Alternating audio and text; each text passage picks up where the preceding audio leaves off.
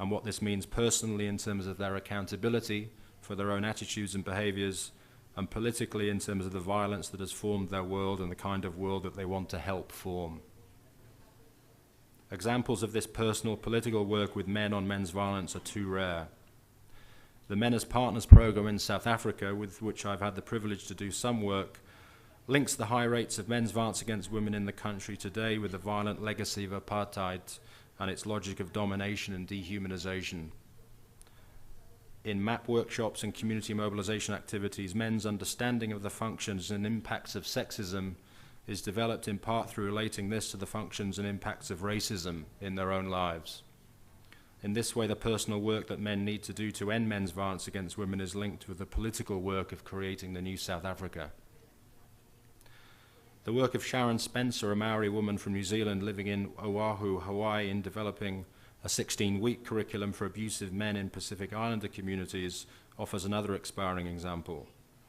As described by Kim, the men's curriculum is rooted in an assumption that reconnection of colonized men with a cultural heritage grounds their individual personal lives in a land and ancestral-based legacy which can give them a sense of meaning eroded by racism and colonization.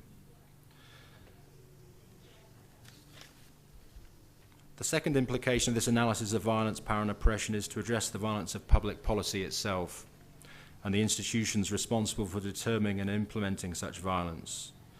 Some sections of the movement to end violence against women in the USA, and notably women of color within this movement, have come to recognize the limitations, contradictions even, of relying on oppressive state institutions to end men's violence.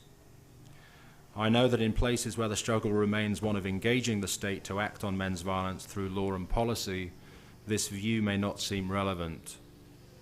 But as former political prisoner and anti-prison activist Angela Davis asked at the landmark conference The Color of Violence held in California some 6 years ago, can a state that is thoroughly infused with racism, male dominance, class bias, and homophobia, and that constructs itself in and through violence, act to minimize violence in the lives of women? As the former board president of Men Overcoming Violence MOVE in San Francisco, I saw firsthand a men's anti-violence organization with a 20-year history torn apart by the contradictions between doing violence prevention work with men in communities targeted by state violence, at the same time as being the forced counseling component of the state response to domestic violence and dependent on the state for its funding. Although still in its very early stages, Davis, on the basis of this analysis, recommended that we need to develop an approach that relies on political mobilization rather than legal remedies or social service delivery. We need to fight for temporary and long-term solutions to violence and simultaneously think about and link global capitalism, global colonialism, racism, and patriarchy, all the forces that shape violence against women of color. The third major implication relates to the process of making policy on men and violence. Much of the discussion about engaging men in the effort to promote greater gender equality and less violence against women tends to focus on the emotional benefits to men of a life outside of rigid masculinity and on men's empathy for the women in their life. But as anyone who has tried to shift public policy knows, there is need for a clear analysis of material interests and constituencies for change. Understanding men's violence within a power and oppression framework as an issue of gender justice within a broader agenda for social justice draws attention to many men's material interests in struggles that connect their own liberation from racism, class exploitation, homophobia, to name only some, with women's liberation from sexism and the violence that maintains it. Mobilizing men to push for policy change on men's violence is not simply about recognizing that violence against women is wrong, or that it hurts the women in men's lives, or that it hurts men as well, important though these are. To me, it's about mobilizing men around an understanding of the function of violence as a tool of oppressive social structures that denies so many of them justice and dignity as it does women. It's also about working with men on their privilege within organizations, communities, and movements that are seeking to end men's violence. This work must seek to ensure that the processes of making policy and pressuring for policy change do not replicate but challenge the oppressive power dynamics that underpin the violence that is the object of policy change.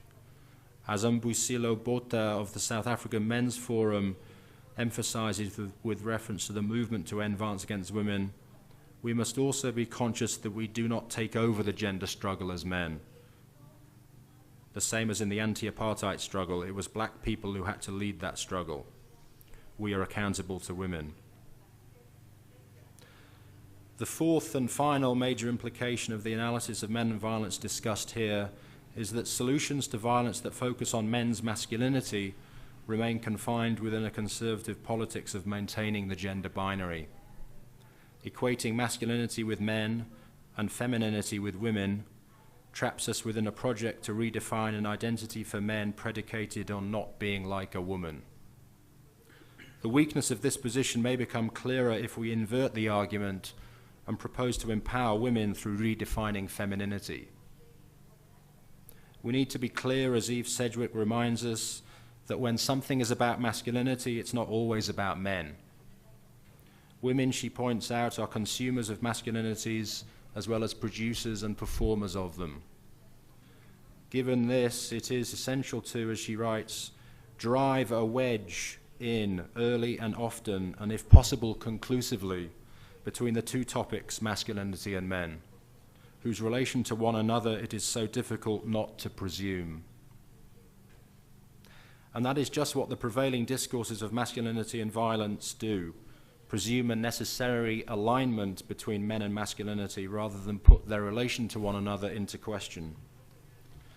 Defining masculinity as men's gender identity means that efforts to redefine a non-violent masculinity for men remain within the logic of not being a woman. In these terms, a non-violent masculinity can only mean a set of non-violent values and behaviors which are defining of, and thus exclusive to, men, and hence not available to women. Yet the values and behaviors required for non-violent social relations are gender neutral, available and applicable to both men and women. Working with men to create non-violent social relations must involve challenging the violence of gender itself and its logic of hierarchical and oppositional social relations. The focus should be on challenging the misogyny and homophobia at the heart of the gender binary.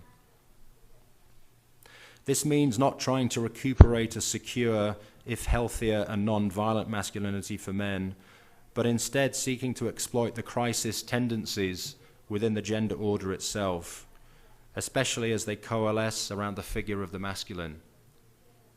Acknowledging that masculinity, of course, is what we make of it, Judith Halberstam reminds straight men like me that we have a lot to learn about our masculinity's important relations to maleness, increasingly interesting relations to transsexual maleness, and a historical debt to lesbian butchers. Efforts to end men's violence should seek to ally with and take leadership from men and women, bio and trans, within queer, trans and intersex communities, whose lives on the frontiers of non-normative masculinities and femininities expose them daily to the violence that polices the borders of the gender binary. It is their border crossings that help to call the current gender order into crisis and offer a glimpse of a world of gender differences without gender hierarchy.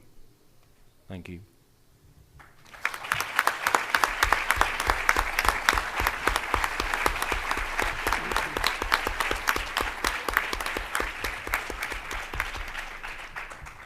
Muchas gracias a Alan por este trabajo, verdaderamente que se muestra el contexto que él propone de paz para pensar, para proponer esta transformación.